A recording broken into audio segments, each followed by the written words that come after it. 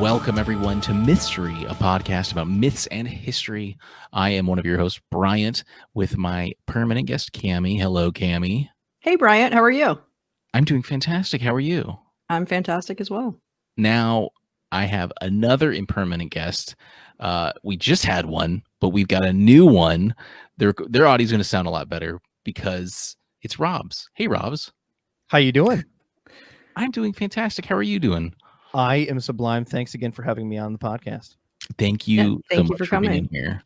So, Robbz, you are, I said you are essentially our inaugural podcast guest because our other peeps weren't like savvy in that area. So you have a podcast. Please tell us where you come from. So I come from the Aquarium Guys Podcast. We've been doing this I've been podcasting for over 2 years. This podcast has been going now for about a little more than over a year. And it's been a lot of fun, a lot of success. We do weekly podcasts literally about aquariums.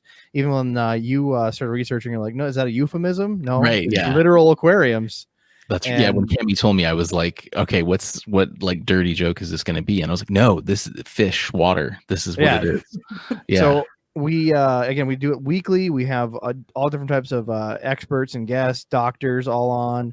It's a lot of fun. Amazing. And we kind of compare it to the recipe of 2 parts fish experts and fish information and 1 part dick jokes. So it's a lot of fun. Come see it at aquariumguyspodcast.com. Yeah, please. That's excellent. It's absolutely hilarious. Please check it out. Yeah, no, it really is. Really, really great. So, well, if you're new to Mythstorie, if you're jumping in, Mythstorie, every week we jump in. We like to grab random epics, legends, stories, and tales, and then we'll try and pack that up into a story for you, and then talk about some of the history or facts or whatever the hell we can find behind that. And because Robbz is here, he chose an excellent story. One that I had completely overlooked, but knew you kind of know it so well, or you're aware of it. And that is the story of how the koi fish became a dragon. And this is a great, I'm sure, like everyone who, is like me and watched cartoons in the 90s and stuff. Magikarp, the Pokemon, is what you're thinking of. And absolutely. That's what I thought of. Right, yeah. Exactly. Some of the video game lore, they wrote how they had to swim up a waterfall to evolve. Oh, that's really cool. Well, yeah, I'll kind of get into that soon. But yeah, it's a, I don't know. I never even really thought of like discussing on the show. So what a perfect way to bring this on than someone who really knows what a koi fish is too. So Robbz, please regale us with your story. Well, to start off with, I did listen to a couple of the podcasts you guys have done in the past, and really love the whole vibe doing at least getting people their toes wet into a story, because any like mythology, legend, man, that goes forever. And there can be stuff that's really popularized in pop culture, stuff documented over time, or even local legends. Like even by me, aside from this story, I live in Minnesota, and I'm right in the middle central part of Minnesota, where central north part, where mile per square mile, you go 30 miles from my house, there's no more lakes anywhere else in the world. So we have our own legends, besides the whole like American Bigfoot tales.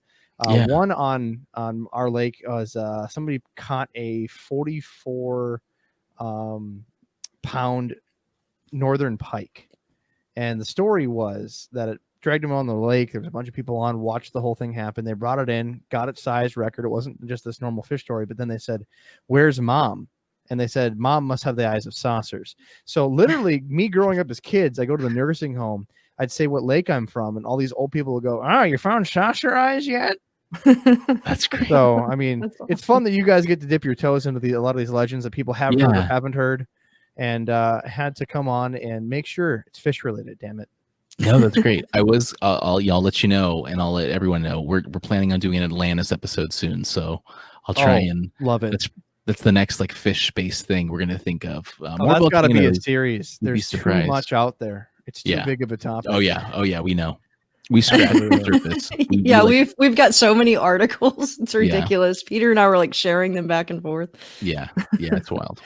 So Well, to prep Robbz. for this podcast, because I'm a person that's not necessarily well versed in legends, mythology I've found fascinating, but I mean the only mythology I'm really decently versed in is of course a little bit Greek, thanks to like Disney and all that bullshit. Yeah. But Norwegian mythology, Beowulf, that whole thing. Yeah, And of course, being a Vikings fan, being Norwegian, living in Minnesota, I have to be. But this one, I try to do some homework, trying to see where that came from, and it's very hard to pinpoint where some of these legends start, especially with this one because the legend goes so far back and is told so many times throughout Chinese history, and even done through other Asian countries, honestly. But the one that's popular, dates back as far as we can find, pottery documentation, and it told many times is, of course, the legend of the koi fish. So the idea is in Chinese lore and mythology, a lot of the mischievous characteristics, things that happen from demons. So, of course, it always starts with demons and nature. So I'm just going to go from the top here. And this has been versed in many different places. You can look up a lot more information from Next Day Koi. They're actually just a koi seller that likes to keep some koi history on for people that are That's really interested. Cool. I think we found the same articles here, Bryant. So Legend of the Koi Fish is one that predates written history, captures hearts and imaginations of people. And, I try to confirm that. Honestly, I can't find anything that has a hard date. They know it's at least, the 800 BC is what they can put it back to. But again, the Chinese legend tells of schooling fish shining like polished jewels. They make the long and difficult journey up against the mighty Yellow River. They reach an imposing waterfall that resigned simply to return the flow and went back the way they came. Some fish, however, are unfazed by the attempt and try to leap up the cascading water to make it to the top. One version of the legend says that local deities or demons, and that's again very common with a lot of this Chinese mythology. Even like the movies, you see like Jackie Chan movies that always be like the demon and the dragon. Very common in all of that.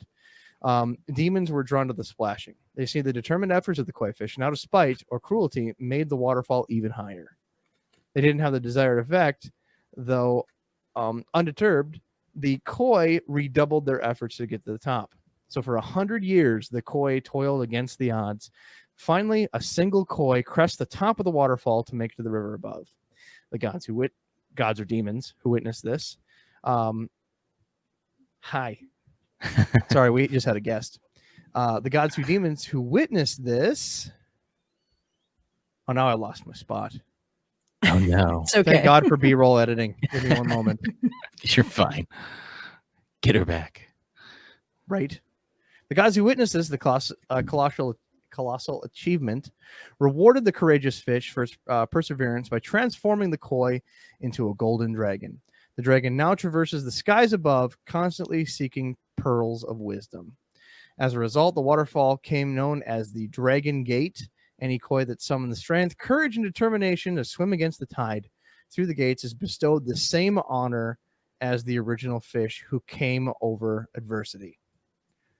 And yeah, this has been told many, many different times. As you can tell, even Pokemon picked it up. Yeah.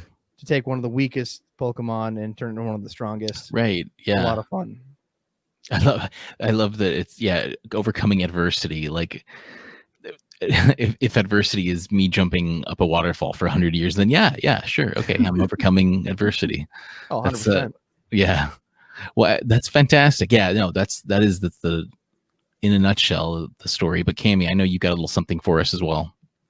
Yeah, so piggybacking off of what Robbz found, there is a Vietnamese legend that also uses this idea of the koi becoming the dragon, and it's the myth of Ong Dao. The story begins with 3 mortal souls, each one combined to make a god who watches over the hearth and home.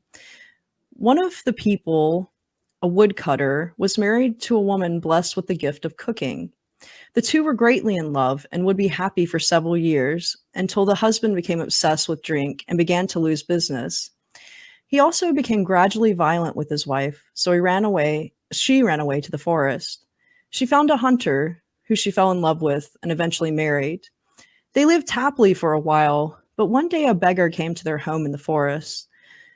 The wife offered the man some food, but when he took off his coat and hat, she realized it was her previous husband.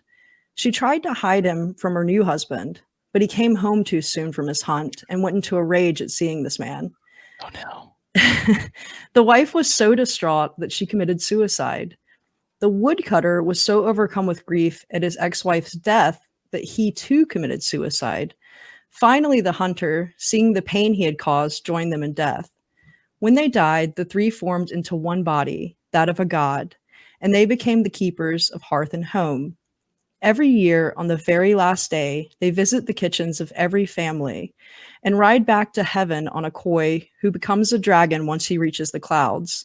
Once they arrive, they account every family's gossip to the other gods. Oh, that's the happiest suicide I've ever heard of. I know. See, all the koi stuff for legend, symbolism, everything is all different types of positivity. That's why you see koi featured in so many Asian designs, decorations, cultures, and why fish are so prevalent in Asian culture being kept, not only in ponds, but you hear about what's called the dragonfish, the Asian arowana. Mhm. Those are federally illegal throughout the United States because one fish can easily go as a starting base price of $2,000 all the way up to 500,000 plus. Wow. What? So a lot of these things, but even koi fish, they're essentially symbolized for color, their coloration. So you see a lot of like the gold koi symbolized. So just going through some of these, and this is a generalistic because everybody has light interpretations on it. So the black koi represents masculinity, and also signifies a patriarchal role. Gold koi symbolizes prosperity and well-being in business. Generally, that's why you rise to the sky, that type of thing, where it's really done now in culture. Blue koi are associated with the role of the sun and represent tranquility. And red koi are strength and power, also recognized as the matriarchal koi. So there's like whole family scenarios where lots of history and positivity behind it. That's amazing. Yeah.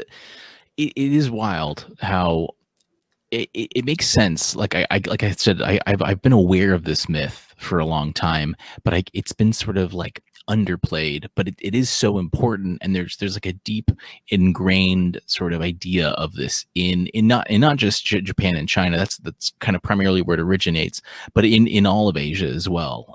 In Southeast Asia, especially, like the koi fish breeding and stuff like that. It's just as important as anywhere else.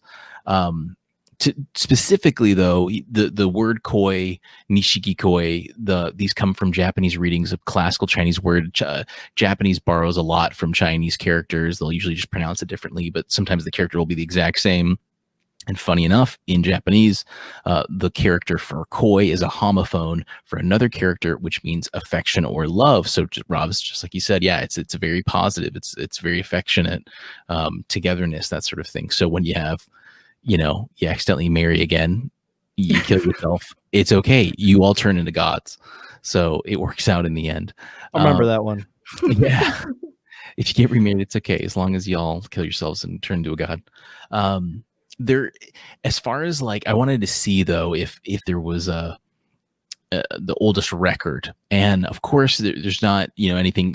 There's some Jin Dynasty stuff, which is 266 AD, which if you listen to our Guan Yu episode, that's right after the Han Dynasty. So this is after the Han Dynasty was it's a 400-year period, very golden age basically for China, especially in the arts and things like that. So right after the golden age, we have these koi references in art and culture. And so it by this point, by the point of a golden age in China, as far as culture, it was important. So we can say that. I'm sure that the legend goes way beyond there, or the importance of the koi goes way beyond that. And in Japan, we talked about these before, the Nihon Shoki, or the Chronicles of Japan. It's the oldest record. It is kind of a cheat sheet record history book for Japan.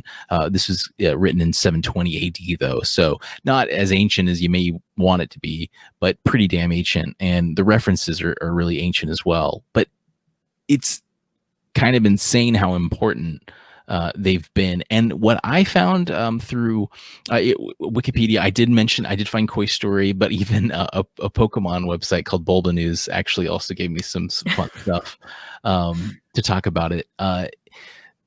The world was actually, like, everywhere outside of Asia was unaware of the color, the development of the color variations until 1914 during a exposition in Tokyo. So people weren't really even aware of the color variation until like 100 years ago, basically. And so you can imagine how it just sort of boomed as the world's becoming smaller and more interconnected. And already, you know, there's new species of this and that being discovered across the world, but then they realize this. And so I can only imagine that just kind of helped compound the importance of how koi fish trade would be.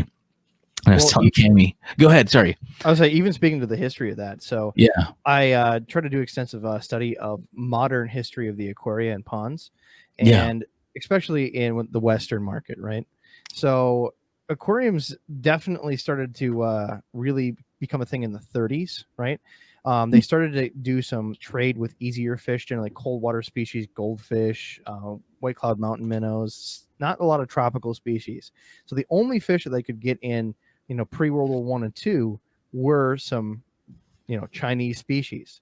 So that's why you said in 1914, discovering a lot of the colors is really when they first started to dip into koi. And even then it was much too big.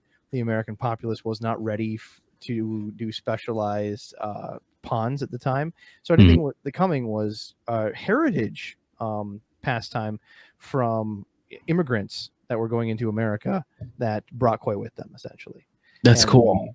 And the hobby. So we didn't get a lot of diversity until after World War II, when we had commercial flight to start bringing in different colors, different options, tropical species, new methods of transporting live aquaria. And these, I've seen that they kind of are considered a little invasive at times too, though, right? Like they're not welcome everywhere. Koi are carp that are decorative, honestly. So when goldfish or koi get into a open area, they, again, just like any other Eurasian carp that we have here, they spread and thrive in our climates. But I mean, there's even some like historical details of how they transported some of the koi and carp. And you can kind of see why they got out. They were essentially held in these railroad cars with barrels. And the idea was you put the fish below and you just put blocks of ice above. As the car kept moving along, it would melt, fresh water go down, oxygenating the water and keeping the fish cool. Right. That's so smart. System. That's wild. That's really, really cool. But yeah, so as that would go down the track, something would splash, a fish would fall out. Yeah. And you can see where problems would begin, besides people just being, you know, negligent and throwing. And then a dragon is flying in the background because it's done. Poof! I made a waterfall. Guys. Yeah. No, that's great. I mean, of course, I mentioned it earlier. Magikarp, world famous Pokemon, and the website. It's really kind of the whole idea of this Pokemon really does encompass the idea, because if you don't know Pokemon, or even if you do, I mean, you have to think about you catch them, they're at a low level, you know, you level up your Pokemon, it can't even fight, like it can't even attack other Pokemon until it's like level 15, and then it doesn't evolve into its Gyarados, this dragon like beautiful like beast of a Pokemon, until I think 50 or something like that. So you've got to toil, and all the one cool thing that the Pokemon website brought to my attention was the move that Magikarp is famous for, Splash, and it just kind of flaps around. It does nothing. Right. The funner part is, well, number one, good on you for getting out your old Game Boy and dusting it off for homework. Oh yeah. Podcast. So bravo. But secondly, I'm playing that as a kid because I had like the red version, yellow version, you know, the earliest, the stuff that just came out. Yeah. Right? Oh yeah. No one could understand, like, why in the world does Gyarados? He's water, right? He's a water serpent. Why does he have flying? Well, that's totally explained by now he's a flying dragon. Right. Yeah. Because he achieved. I mean, like, yeah, he leapt. He achieved it, and he's flying dragon. That's what it is. Like he's done it. I feel like 200 years from now, all Game Boy games are going to be some sort of mythology. Right? Are they not already? I know. I don't know. Infamous, maybe. Yeah. Right. Yeah. It's. I like the persistence of it the most. How they just really went with it.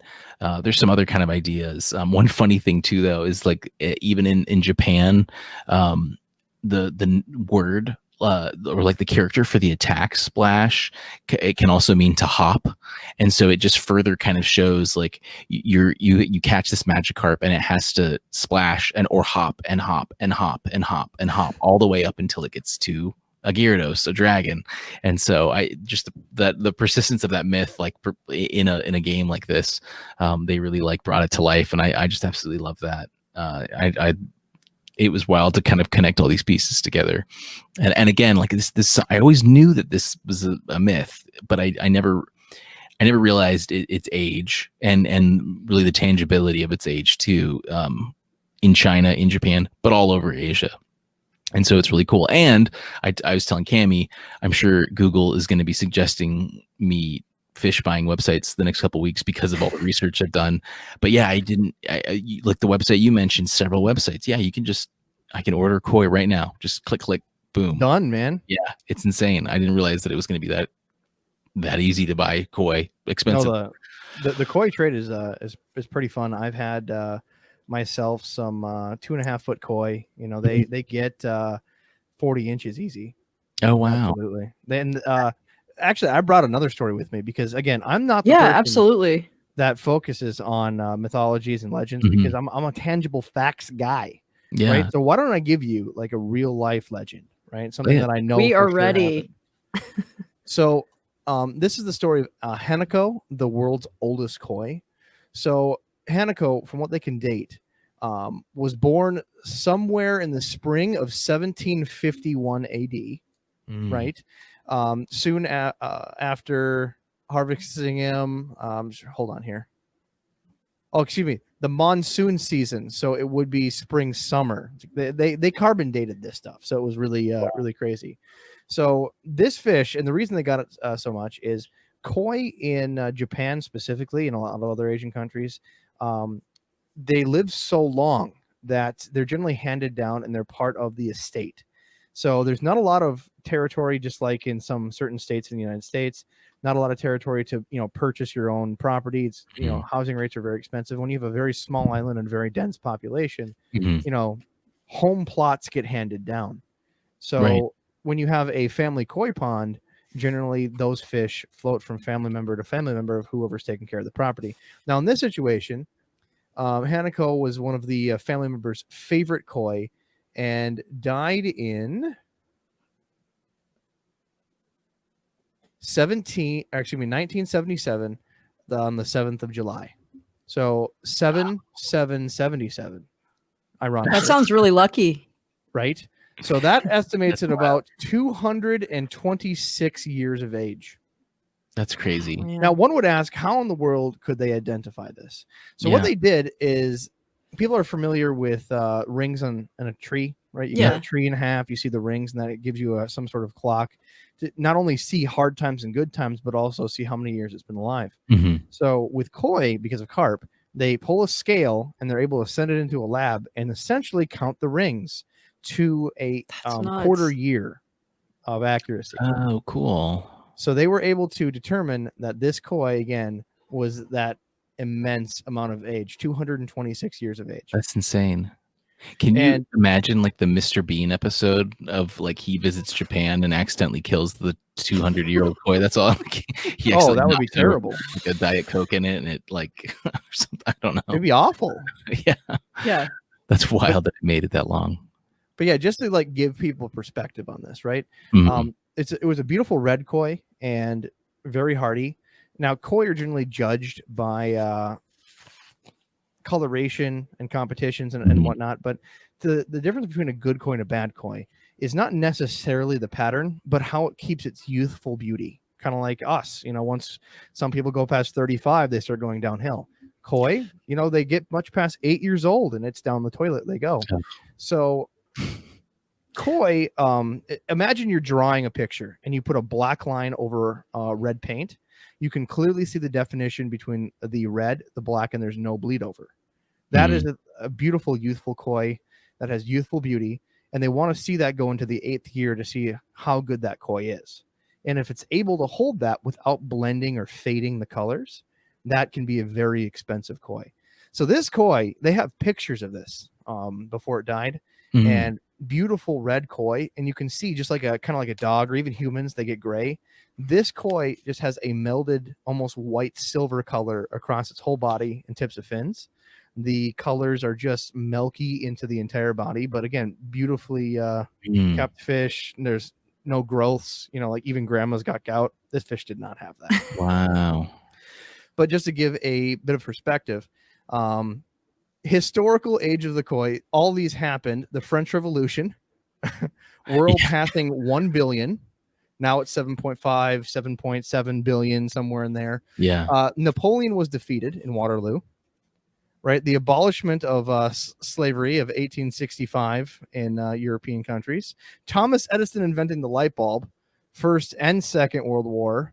Neil Armstrong hitting the moon, and even rocking with Elvis and the Beatles, right? Wow. That's even James Cook discovering Australia snuck in there towards the very beginning of its age. That's crazy. Wait, so Hennico was around for finding the Europeans finding Australia and JFK's assassination. So isn't that just blow your mind? That's like a beginning and end right there. Yeah, that's that's insane. That's wild. What's the average lifespan of a koi? Can I put you on the spot with that? Or how long would I expect one to live? People expect koi to last as like a common goldfish. I'd say anywhere from 30 to 45 years. Cool. Okay. The problem is that most of the people, how are they going to keep a fish that long and hand it down, lineage after lineage? A lot of transporting, change of food. The probability of you keeping a koi that long and keeping it sustained, for that many hundreds of years, crazy, right? Like turtles, they don't take a lot of maintenance. Not that koi take a lot of maintenance either, but they're not. You don't have to have a pond. Right. You have these massive Galapagos tortoises for 100 and I forget what 160 years. They got one map because they have no idea the lifespan of these things. So as long as the conditions are kept, who knows how long these fish could live? Yeah. They actually suspect that due to the old age, that it probably died of too much protein in its diet at an old age, going in from spring to winter. So koi have no stomach. They can eat food every 30 minutes and keep eating food forever. So they have a very low digestive system, and they rummage and eat 24 hours a day. So because of this, sounds nice. In the spring and summer months, more protein. In the winter months, you have less protein because they're just not digesting as much because they're cold. In fact, once they get 45, 50 degrees, they don't eat at all. They essentially hibernate, and there's not a lot of digestion at all. So you want to always rotate how you do food between high protein and low protein between seasons. And Hennico had it down like to a schedule, it looks like. Oh yeah, people have automated feeders. Right. In fact, some in the summer don't even feed because there's so much to eat in the pond that grow automatically. Not necessarily algae, but just like Daphnia, microbacteria, bugs. There's a lot of food there, but yeah, automatic feeders are pretty common. But being over 2 centuries old, trying to transition from winter diet to summer can be hard. God, that's wild. You just imagine what would the family have thought, like waking up, seeing Hanako dead, and be like, I knew Granddad shouldn't have bought that cell phone. They have pictures, and it's that's great though. Even if they said it was eating too much high protein food, I don't necessarily believe that. After 2.5 centuries, I bet they had it down. I don't think that anything happened. Even I'm trying to remember the 2019 Japan Koi show. They had one of the champions there, became grand champion, I believe, and a year later died because of too much protein in the diet. Oh wow! Wow! Can you imagine having the grand champion koi worth probably in excess of $100,000, and then I just saw that. dying a year later, like not Living fun. hard and fast as a koi fish. Something. Jeez, that's amazing. Got to keep them off the cocaine. Right? Yeah.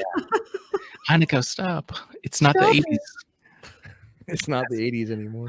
The 1880s. Yeah. Well, Robbz, thank you so much. You hit the nail on the head as far as like the goal of the show. We're not trying to like go talk about Hanako's birthplace and how she lived, but we want to scratch the surface on a lot of things, and you helped us with your expertise on fish go even a little bit deeper. So whoever's listening definitely can walk out of this with a little more koi knowledge than before, and Magikarp knowledge refined as well. So thank you so much again for coming on the show and talking with us and providing us a story as well. It's my pleasure, and I better be back when Moby Dick gets talked about. Okay. Oh yeah, we could do that. that's a great one. That's a really good one. Yeah. I do want to. I very mistakenly did not go over my source, so I used the website Saigoneer.com, and it was the story of Ong Tal and the kitchen god who rides a carp to heaven. That's awesome. And thank you, Cammy, as always, for your wonderful stories. Guys, I think that just about covers today's episode. Again, Robbz from the Aquarium Guys Podcast was here and regaled us with a wonderful story of the koi fish and the dragon. Please take a look at his show. It is quite nice, especially if you have fish, but even if you don't, there's some laughs there to be had. For Mythstorie, every week we hit every Wednesday. You can join us on our Facebook groups, one of the best ways, but we're also on Twitter and Instagram and all that fun jazz. I think that covers it, right, Cammy? Did I forget something? I think that's about it. Awesome. We're going to get your Patreon set up this next week. So